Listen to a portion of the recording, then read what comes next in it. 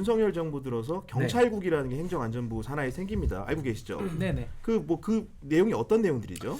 그러니까 이제 사실 이게 좀 히스토리가 있는데 사실은 검경 수사권 조정 이제 이 부분에 대해서 사실은 그동안 논란이 많았어요. 근데 이제 민주당이 검경 수사권 조정 법안을 밀어붙였죠. 그래서 밀어붙여서 저도 이제 뭐 변호사 업무를 하고 있습니다만은 일선에서 이제 혼란이 상당히 좀 많이 가속화되고 있었고 이런 과정 속에서 또 경찰이라는 조직이 아까 뭐 숫자도 13만 명 이야기했습니다만은 상당히 좀 비대하고 또 거기다 권한도 지금 상당히 많이 가 있는 상태거든요. 거기서 이제 수사권까지 가져가다 보니까 이제 좀 윤석열 정부 들어와서는 경찰국을 좀 신설을 해서 이제 행정안전부 하에 경찰국을 설치해서 좀 경찰에 대한 민주적 통제를 좀 해보겠다. 이래서 이제 경찰국 신설 논의가 있었던 건데 저는 개인적으로 경찰국에 대한 신설 필요성은 저는 인정을 합니다. 근데 다만 당시에 이걸 시행령을 통해서 했어요. 그러니까 조직을 바꾸려면은 이제 민주당이 야당이니까 이제 사실은 좀 여러 가지 대화나 또 협상을 했었어야 되는데 이게 안 되니까 당시에 이제 약간 우회로를 써서 이제 경찰국 신설을 추진하면서 이게 논란이 심하게 일었던 그런 사안입니다. 그런데 그 경찰국 신설에 세게 반대하셨어요. 네, 맞습니다. 왜 반대하신 거예요? 사실은 이제 그 법적 근거가 없기도 했고요. 경찰을 30년 전으로 돌린다라는 이제 생각을 했었는데 과거에 내무부 산하 치안본부 시절의 경찰은 정말 못된 짓을 많이 했었어요.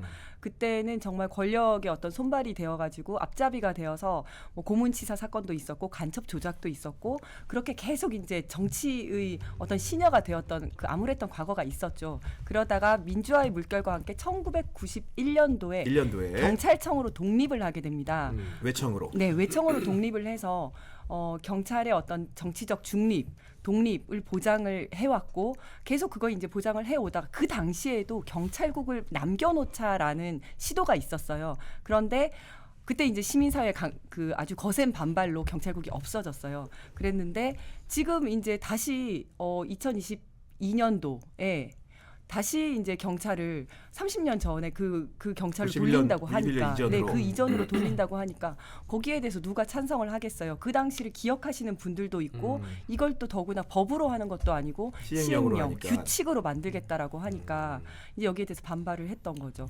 근데 이제 저는 약간 이제 반대 의견이 있다 보니까 사실 경찰이 질서 유지도 하고 또 이제 사람의 신체를 구속하는 일까지도 물론 영장을 받아서 합니다만은 물리력을 또 쓰고 하다 보니까 사실 민간에서는 군대랑 같은 겁니다. 민간에서는 치안을 담당을 하고 그래서 전 여기 경찰 조직에 대해서 저는 평소에도 권한은 상당히 좀 비대하다라는 문제의식을 갖고 있는데 거기다 이제 수사권한까지 주는 거고요. 저는 왜 검경 수사권 조정안에 왜 반대했냐면 사실은 검찰 개혁이 필요한 부분이 있어요. 그게 뭐냐면 특수수사 부분. 그러니까 윤석열 대통령이 했던 그 특수수사 부분은 반드시 개혁이 필요해서 저도 하자는 입장인데 일반 형사사건 같은 경우는 그래도 우리의 검찰이 상당히 또 경찰과 서로 협조를 잘 이루어오면서 지금까지 이렇게 업무 처리를 해온 거거든요. 근데 그 검찰 개혁안을 자세히 들여다보시면 특수수사에 대한 개혁안은 별로 없어요. 근데 형사 사건에 대한 그 부분을 갖다가 개혁을 했기 때문에 조금은 엉뚱한 부분을 고친 거 아니냐. 이게 이제 금태섭 의원도 같이 비판을 하는 부분인데 저는 이 경찰국을 통해 가지고 결국에는 법무부도 사실은 검찰국이 법무부 안에 있지 않습니까? 검찰청도 외청이고 구조는 똑같거든요.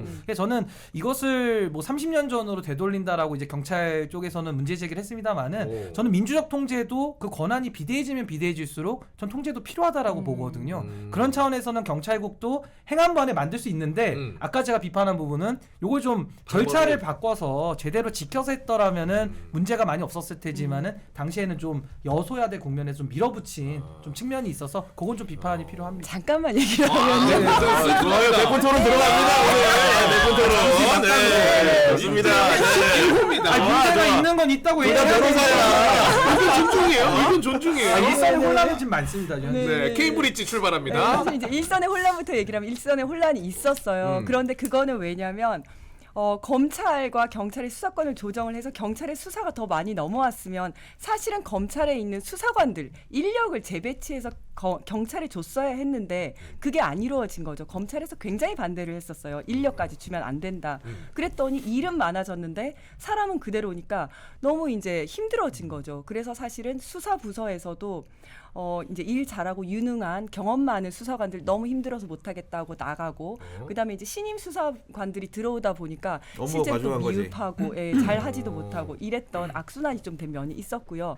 그리고 법무부 산하의 검찰과 그 행안부 산하의 경찰이 다른 점은 뭐냐면 경찰은 이러한 역사가 있었기 때문에 정부 조직법에 보면 정부 조직법에는 각 부처 장관들이 쫙 나오고 그 장관들이 뭘 할 수 있는지가 아주 사무가 구체적으로 분장돼 있죠. 구체적으로 나열이 되어 있습니다.